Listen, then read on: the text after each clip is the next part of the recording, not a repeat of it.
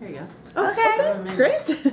So we'll finish up. But and we're gonna and then the daughters. Okay, so then we know that the daughters, there were no men around, and then they decide that they're gonna get their father drunk and sleep with them because they want babies, and they become the descendants of the ancestors of the Moabites and the Ammonites. And again, like Esau, we're going to see in the future.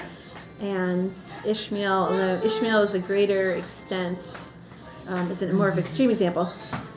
The Ammonites and the Moabites were, a thorn in Israel's side for a long time. Again, so here we are.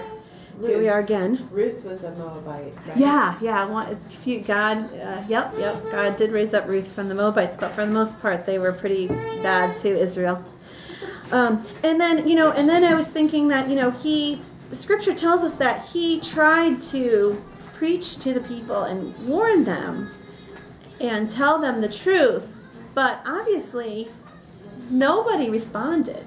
And it kind of says to me that, we need to be in the world and we need to be witnessing to the world, but don't throw your pearls to swine. At some point, we have to have the discernment, or you could get trampled. Mm-hmm. We have to have discernment. When people don't want it, we just have to wait for God to do the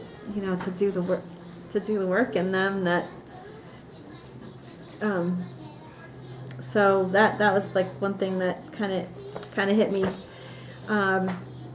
So we need to be in the world, but not of the world. And just remember, and poor Lot. He should have known that sin has its consequences. And we've talked about that. You can't just sin a little. Sin keeps going and going and going. It's very powerful. And that's why we talk about it's so good to confess those little attitudes when we have them before we let it take root. Because once it takes root, it does multiply. So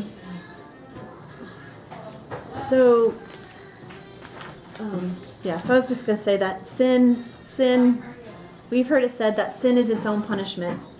And Lot ended up living in a cave of fear and sorrow and anxiety and guilt for the rest of his life. Was he saved? Yes. Was he righteous? Yes, because of Christ's righteousness.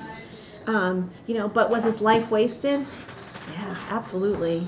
At least what Scripture tells of us, Lot's life was a waste. So compromise with the world does mean a wasted life. So what do we learn from Lot? Again, we know that when God, I guess the great thing that we can be so thankful for is that when God calls and he justifies, we know that our salvation is safe and secure because it's him, it's all him, it's not dependent on us. And we can be so thankful, so grateful for that. And again, like Dorinda had brought up, it's probably not ours to judge people's salvation. And we've talked about this before. Our righteous deeds, our good deeds, they don't, of course, get us into heaven. We do these to be obedient to God, but it does reveal to one another where our eternal destiny is. So when we see somebody like Lot and we don't know if they're a Lot or a Laban, I guess we just have to kind of leave it there and say, Lord, I don't know if I'm going to see this person in heaven, and pray for them. Lot or Laban, because we were just saying that, that sin is its own punishment, and for,